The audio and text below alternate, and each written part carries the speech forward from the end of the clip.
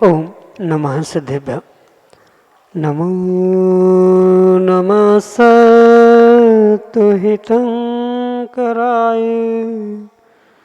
वीराय भव्याम्बुजभास्कराय अनंतलोकाय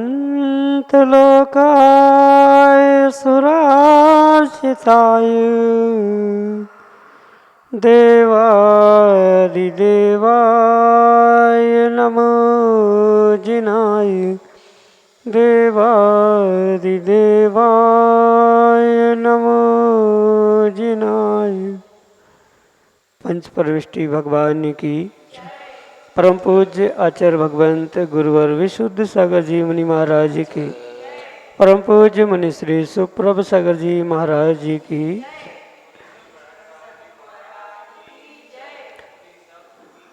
समीचीन विकल्पों का सम्यक समाधान, सम्यक ज्ञान की वही चिरपरिचित अनूठी विधा जिसके माध्यम से हम सभी प्रतिदिन अपने ही मन के अनेक अनेक समीचीन विकल्पों का आगम के परिप्रेक्ष्य में सम्यक रूप से समाधान प्राप्त करते हैं।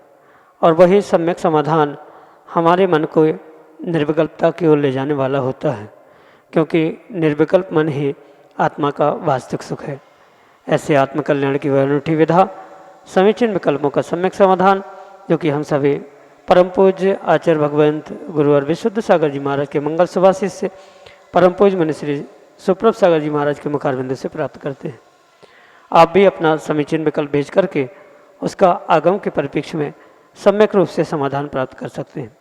प्रारंभ करते हैं आज का सम्यक समाधान।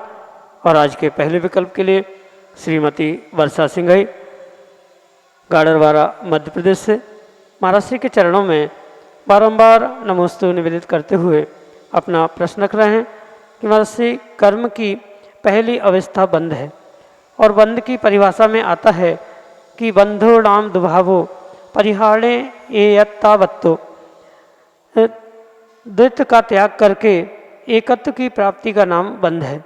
तो द्वैत का त्याग व एकत्व की प्राप्ति कैसे होती है, हमारे समीचीन विकल्प का सम्यक समाधान करने की अनुकंपा करें। नमोस्तु महाराज जी, नमोस्तु।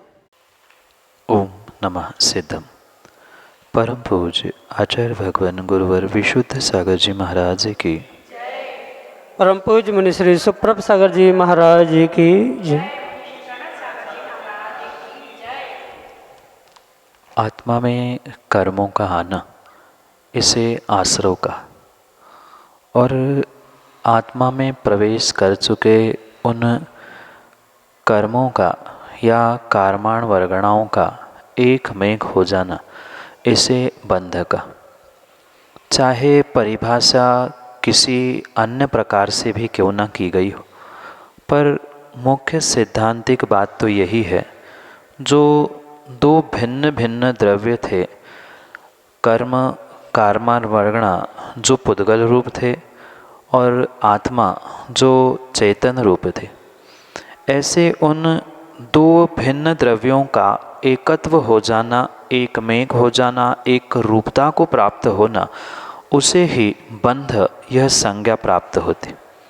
और उसी को यहाँ समझाने का प्रयास किया है बंधो नाम दुभाव परिहारेण।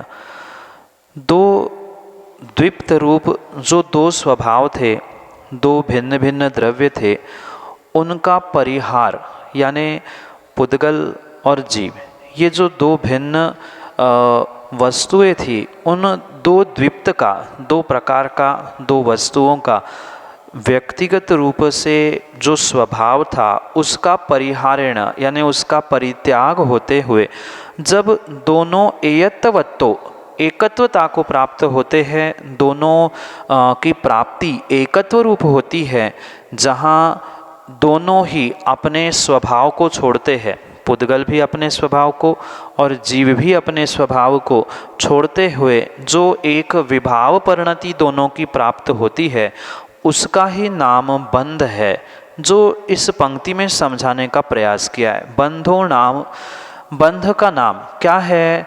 दुभाव, यानी जो द्विप्त भाव है, जो दोनों का अपना व्यक्तिगत पर्सनल स्वभाव था, अपने अपने दोनों स्वभाव को छोड़ते हुए जो एकत्व की प्राप्ति, जो दोनों के लिए विभाव रूप है, उसका ही नाम बंध है। जैसे हल्दी और चूना, इन दोनों को एकत्रित कर दिया। हल्दी का पीला रंग था, चूने का सफ़ेद रंग था। दोनों ने अपने मूल स्वभाव को छोड़ते हुए तीसरा ही रंग, जो कि लाल वर्ण में प्राप्त होता है, उसको प्राप्त किया। वहाँ किसी भी प्रकार से अब लाल रंग में से हल्दी और चूने को अलग नहीं किया जा सकता। ये जैसी मिश्र अवस्था है, ऐसी यहाँ एकत्व रूप मिश्र अवस्था का ही नाम पुद्गल और जीव, यानी कर्म और चेतन जीव के अपेक्षा से बंध इस संज्ञा को प्राप्त होता है। यहाँ वही विषय जो अनेकानेक आचार्यों ने समझाने का प्रयास किया है, भिन्न भाषा में समझाने का प्रयास किया है, मूल सिद्धांत वही है। पुद्गल और जीव मतलब कर्म कार्मण वर्गणा और जीव, इनका जो एकत्व होना है, एक ही रूप भाव है, एक रूपता है, एकत्वता है, उसका ही नाम बंध है।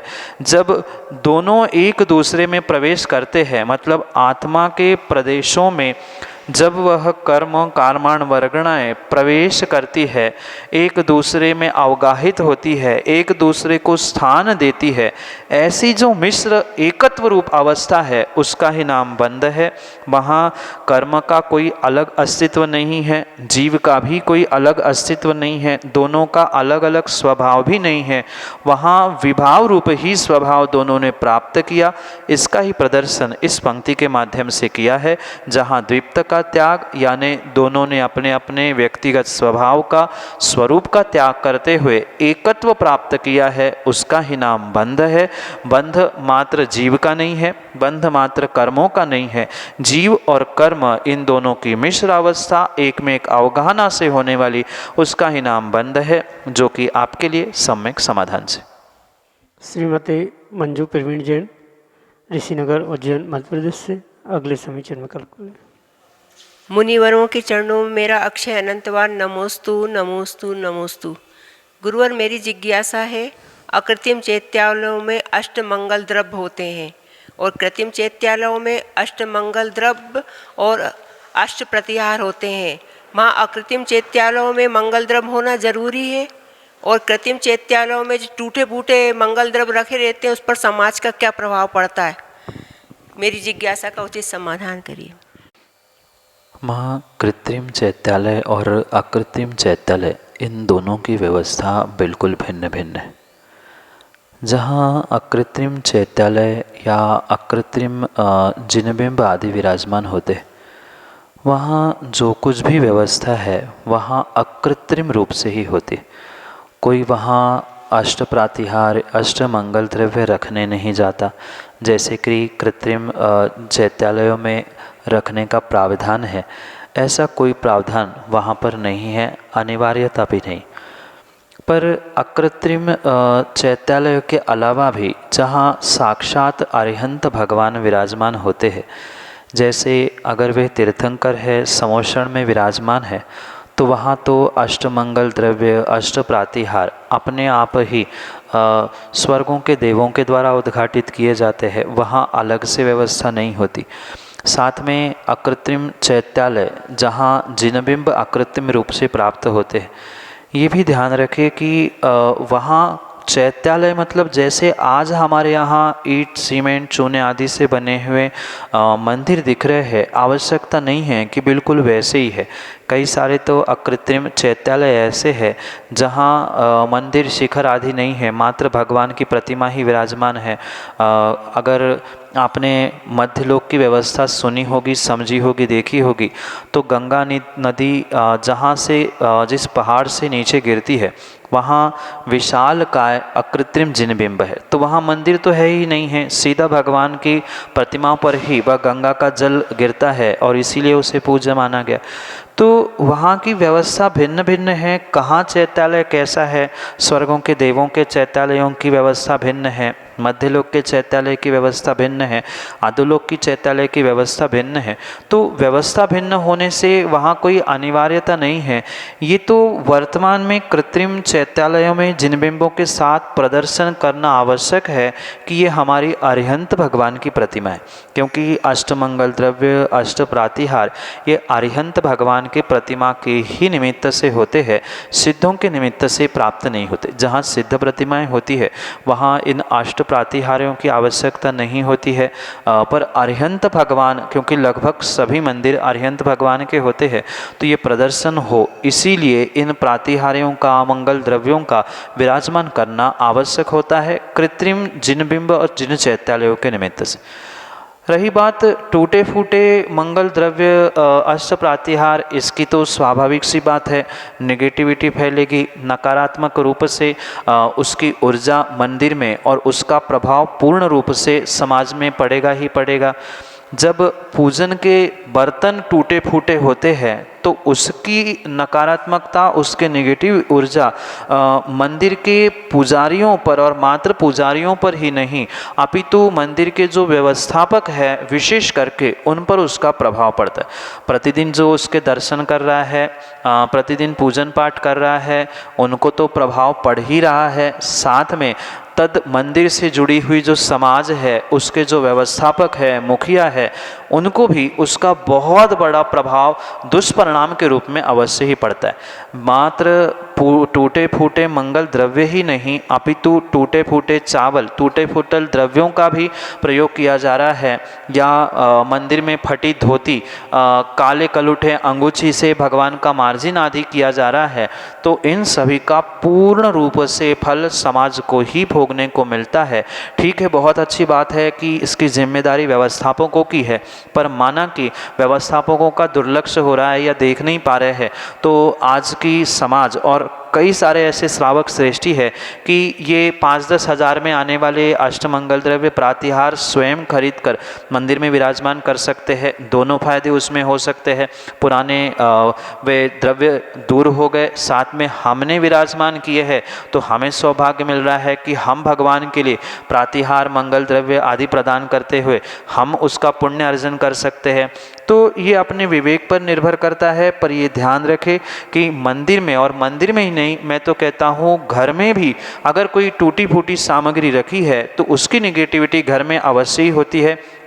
इसलिए जो सामग्री का प्रयोग घर में नहीं होता है, ऐसे लोहा लंगड़ पड़े हैं, टूटे फूटे बर्तन, फटे कपड़े आदि आदि भी बचे हैं, तो उनका भी आपको जितनी शीघ्रता से हो उतना दूर करते हुए उसकी व्यवस्था बनाने की आवश्यकता है।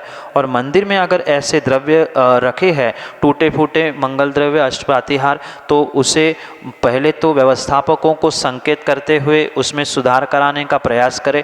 और वे नहीं मान रहे, क्योंकि हमें तो रोज़ जाना है मंदिर में, कहीं ना कहीं हमारा भी प्रत्यक्ष परोक्ष रूप से अंश लगा है, तो हमें ऐसा कार्य करते हुए उनको विसर्जित करते हुए दूसरों का प्रयोग, मतलब नए सामग्री का प्रयोग वहाँ करें, यही सर्वश्रेष्ठ है। क्योंकि टूटे फूटे का नियम से नकारात्मक फल विराजमान करने वालों को, व्यवस्थापकों को और मंदिर पर मंदिर आदि में दर्शन करने वाले सभी समाजगणों को भोगने को मिलेगा। यही आपके लिए सम्यक समाधान। श्रीमती संगीता बुखारिया, उज्जैन मध्य प्रदेश से, अगले समीचीन विकल्प के लिए। जैसे कि अभी आपने टूटे फूटे मंगल द्रव्य के बारे में सम्यक समाधान दिया, उसका फल बताया, तो उसी से जोड़ा मैं प्रश्न है कि यदि जिन वेदी पर जीर्ण शीर्ण जिन बिंब विराजमान हो, जिनके अव्यय नष्ट हो चुके हों, ऐसी प्रतिमा को पूजने से क्या फल मिलेगा, किसे मिलेगा?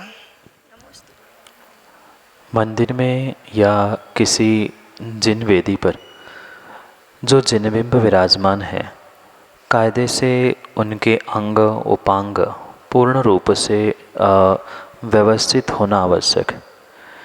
जैसे तीर्थंकर भगवान जो हम विराजमान करते हैं पंचकलणक आदि के माध्यम से, उन्हें समचतुरस्थ संस्थान में होना आवश्यक है, क्योंकि तीर्थंकर भगवान का समचतुरस्थ संस्थान ही होता। किसी भी प्रकार से जिनबिंब के अवयव अंग उपांग कम अधिक होना, जीर्ण शीर्ण होना, ये आगम के परिप्रेक्ष्य में उचित नहीं। कई सारे स्थानों में ये देखने में आता है कि कई सैकड़ों वर्षों से पूजे जाने वाली जो प्रतिमाएं हैं, सतत उनका प्रक्षाल या लंबे समय में उनका प्रयोग आदि के निमित्त से उनके अंग उपांग आदि नष्ट हो जाते हैं, नाक घिस जाती है, आँख कान आदि स्पष्ट रूप से दिखाई नहीं देते। तो ऐसी स्थिति में ऐसी प्रतिमाओं का पूजन पाठ करना, अभिषेक आदि करना समाज को और श्रावकों के लिए बहुत बड़ा घातक फल देने वाला हो सकता। प्रतिष्ठा ग्रंथों में आचार्य भगवंतों ने स्पष्ट लिखा है कि किस प्रकार की प्रतिमा विराजमान करने का क्या फल होता है। मतलब किसी का अंग उपांग कम है, कहीं किसी विशेष हाथ पैर आदि में कम अधिक पना है, तो जैसी प्रतिमा विराजमान की जाती है या जैसी प्रतिमा का पूजन पाठ किया जाता है, जीव को फल बिल्कुल वैसा ही मिलता। वीतरागी प्रभु की प्रतिमा और उनकी आराधना ही हमारे यहाँ क्यों कही? क्योंकि हमें वीतरागी बनना है। सरागी की करेंगे तो सरागी की आराधना से सरागता का ही फल मिलेगा, वीतरागता से वीतरागता का फल मिलेगा। बिल्कुल ऐसा ही वीतरागता में भी अगर किसी कारण से कमी है, उसके अलावा भी तीर्थंकर की प्रतिमाओं में उनके अवयव अंग उपांग में कुछ कमाधिकपना है, तो उसका भी फल नियम से पूजन करने वाले प्रत्येक श्रावक को, पुजारी को मिलेगा। और मात्र पुजारी को ही नहीं, अपितु जो मंदिर के व्यवस्थापक है, मुखिया है, उस समाज के ट्रस्टी आदि है, उन सबको ही प्रत्यक्ष परोक्ष रूप से उसका फल अवश्य ही रूप से भोगना पड़ता है। मात्र जिन बिंबों में ही दोष नहीं, अपितु वेदी में, मंदिर में भी अगर कुछ दोष है, उसका भी फल पूर्ण रूप से आप सभी को ही, मतलब समाज के प्रत्येक अंग को, चाहे वह पुजारी हो, चाहे व्यवस्थापक हो, चाहे ट्रस्टीगण क्यों ना हो, उनको पूर्ण रूप से भोगने को मिलता है। पर कई बार जीवों का ये कहना होता है, श्रावकों का, कि हमें तो अभी तक समझ में नहीं आया ऐसा कोई विपरीत फल, हम तो फल फूल रहे हैं पिछले पुण्य के उदय से। वर्तमान में भले ही जीव नहीं समझ पाता या उसे ग्रहण नहीं कर पाता, पर यह पक्का है, जैसी प्रतिमा का, जैसे दोषपूर्ण वेदी मंदिर आदि का पूजन आराधना का आप कार्य करोगे, वैसा वैसा ही फल नियम से पुजारियों को और व्यवस्थापकों को, ट्रस्टीगणों को अवश्य ही प्राप्त होगा। स्पष्ट ही बात कर दे तो जिन प्रतिमाओं की आंखें सही नहीं होती है, उनकी स्वयं की भी कहीं न कहीं जब भी आगे पीछे उन्हें कष्ट होगा, दुख होगा, तो आँखों के रिलेटेड होगा। ऐसा ग्रंथों में लिखा है कि जो संतान है वो भी अंधी, कानी आदि उत्पन्न होने की संभावना है, क्योंकि जैसे हम परमात्मा के स्वरूप को या उनकी प्रतिमा को पूजेंगे, वैसा ही फल हमें प्राप्त होगा। इसलिए आवश्यकता है कि इन जिन वेदियों पे, जिन प्रतिमाओं पे विवेक पूर्वक मार्गदर्शन प्राप्त करते हुए विवेक पूर्वक उसमें सुधार भी करने की आवश्यकता है, अन्यथा उसका बहुत बड़ा दुष्परिणाम आने वाली पीढ़ी को और आपको भी व्यक्तिगत रूप से भोगने के लिए मिलेगा। इतना सारा व्याख्यान प्रतिष्ठा ग्रंथों में इसके विषय में लिखा है कि एक एक अंग उपांग कम अधिक होने से, किसी की छाती बड़ी है, पीठ, कमर, किसी की गर्दन ऊपर है, नीचे है, तो उसका फल विराजमान करने वाले को, अगर नया विराजमान करने वाला है पुण्यार्जक, तो उसको क्या मिलने वाला है। साथ में अगर पहले किसी ने विराजमान किया है तो उनके वंशजों के साथ क्या हुआ है, वह भी साक्षात प्रमाण मिलता है। कई सारे ऐसे प्रमाण भी हमारे पास है कि जिन्होंने बिना देखे बिना भी सोचे समझे अविवेक से प्रतिमाएं विराजमान कर ली, उन्होंने कहा भावावेश में विराजमान कर ली, पर उसमें प्रतिमाओं में दोष दिखाई दिया। प्रतिमा विराजमान करने वाले भी आज दुखी है, जिन्होंने सूर्य मंत्र दिया उनके साथ भी, और जिन्होंने उनका संस्कार कराया वे प्रतिष्ठाचार पंडित आदि भी पूर्ण रूप से उसके कारण से दुखी और परेशान देखे गए हैं। तो ये विवेक रखते हुए ही इनमें सुधार करना बहुत बहुत आवश्यक है। यही आपके लिए सम्यक समाधान। श्रीमती रचना भारेल, उज्जैन मध्य प्रदेश से अगले समीचीन विकल्प के लिए। मुनिद्वय के चरणों में बारंबार शशत नमोस्तु नमोस्तु नमोस्तु। हे गुरुवर, मेरी जिज्ञासा है, जब विषम परिस्थिति में आर्द्र रौद्र परिणाम हो तो उन्हें कैसे संभालें? नमोस्तु गुरुवर।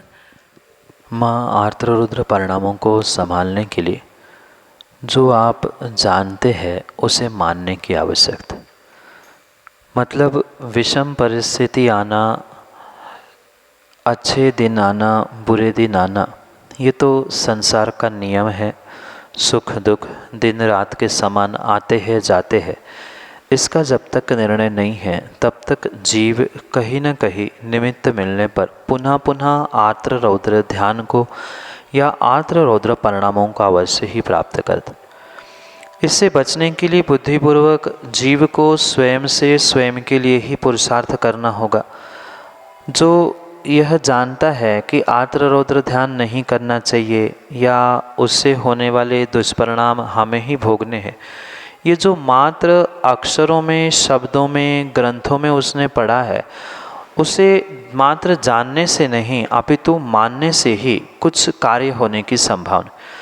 मतलब जो शब्दों में आपने जान के रखा है कि ऐसा करने से ऐसा होता है, आर्द्र रौद्र ध्यान करने से नरक जाना पड़ता है, आर्द्र रौद्र ध्यान करने से कर्मों का, पापों का आश्रय बंद होता है, ये जानने से काम नहीं होगा, उसे मानना भी होगा और उसे जीवन में स्वीकार भी करना होगा। जो इस आर्द्र रौद्र ध्यान का, आर्द्र रौद्र परिणामों का साक्षात फल नरक तिर्यंश गति में मिल रहा है, वो तो जब मिलेगा तब मिलेगा, पर उसके जो तात्कालिक फल भी सामने देखने में आ रहे हैं उसको भी समझने की आवश्यकता है। ये ध्यान रखें, जब जब जीव आर्द्र रौद्र परिणाम करता है तब तब वह अपने सातिशय पुण्य को नष्ट करने का ही प्रयास करता है।